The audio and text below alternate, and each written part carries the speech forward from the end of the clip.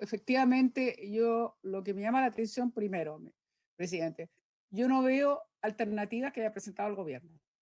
No las veo. No veo sobre la mesa. Esto pudo haberlo hecho cuando ya se empezó a hablar del primer retiro, pero hasta el día de hoy es un gobierno bastante paralizado en ese sentido, sin iniciativa.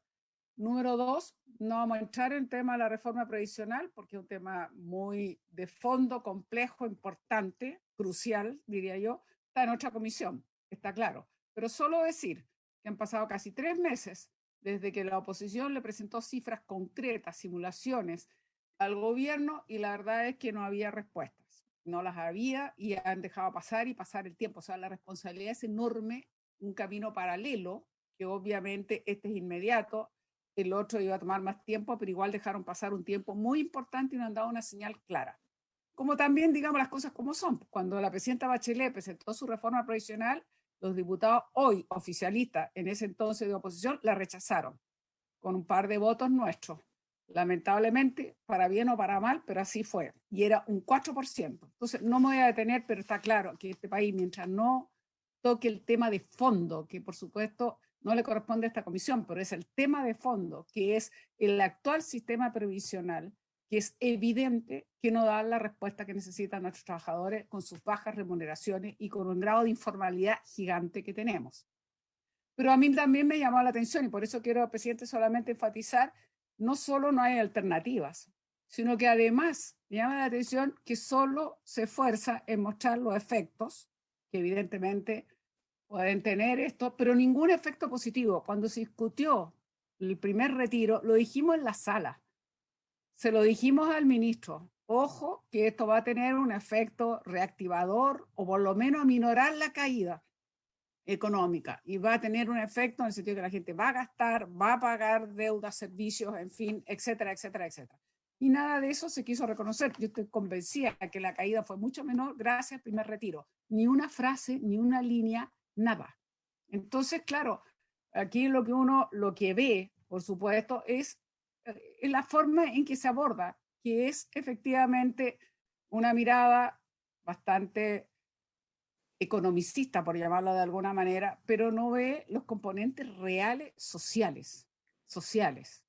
¿No? Y de todas maneras, por mucho que el ministro se haya esforzado en decirnos que son 6.000 millones en 6 meses, pero lo concreto es que son los ahorros de los trabajadores, sea previsionales, sea del seguro cesantía, lo que han puesto la gran parte del gasto de esta pandemia. O sea, la han pagado los trabajadores, que es bien triste, pero es así.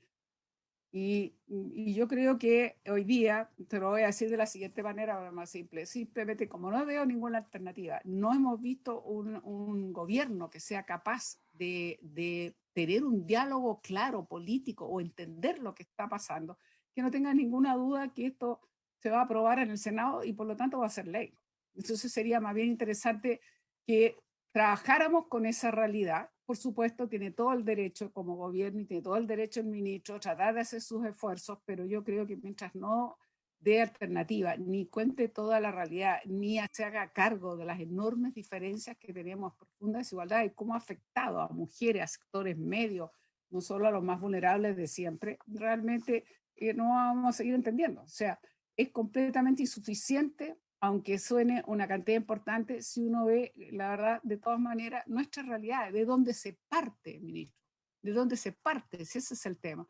¿Por qué hubo un 18 de octubre? ¿Cómo son las remuneraciones? ¿Cómo son los abusos? ¿Cómo son las profundas inequidades o desigualdades? O sea, si eso no existe, y bueno, yo me temo que no fue todo lo que uno quisiera de importante la inversión y crucial el gasto público para poder dinamizar más. Así que yo lo quería hacer ese par de observaciones, presidente, porque me parece que ha sido muy insuficiente en ese sentido, y yo lamento. Y por último, sí, hubo un seminario que tuvimos reflexiones de Nicolás Ezeguirre, de Roberto Saller, de Oscar Landarreche, Claudia Sangüesa, en fin.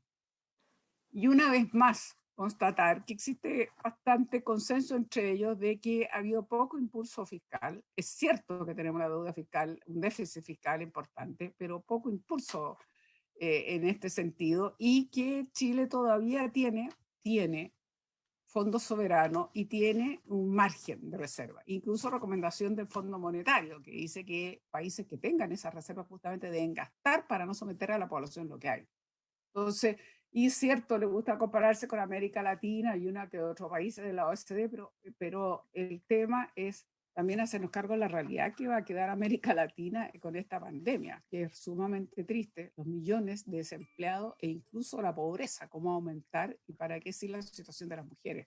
Entonces, también decirle al ministro que existen otras miradas que, claro, no, yo sé que no le gusta mucho aceptarlas y cree pero las cifras son cifras. Uno puede tener una interpretación política para ciertas cifras que son cifras. Y hay cifras entonces que nos están diciendo que es una realidad, que existe. Es decir, dentro de todo, claro, una deuda pública neta, se habla del 14,7% del PIB, pero esto es bastante más debajo de lo que es el promedio en América Latina, incluso de Europa. Y como decía, también existen estos fondos soberanos y también entonces da alguna posibilidad entonces de hacer unas políticas más expansivas para el 2021 que se han visto a medias y que no hemos tenido claridad total de cómo hacer esas inversiones y de qué manera se van a manejar. Eso, presidente, por ahora. Los detalles, efectivamente, cuando se vea después más en detalle la discusión, se podrá ver. ¿Alguna pregunta en concreto, senadora, para Sí, para ¿por el qué no ministro? hizo, lo acabo de decir, presidente, por qué no hizo mención a los efectos positivos que tuvo en la economía, Vale. cuánto lo valora, qué significa y cómo lo proyecta? Y como además esto va a ser ley, porque lo va a hacer, también decir qué es lo que piensa seguir haciendo el gobierno para trabajar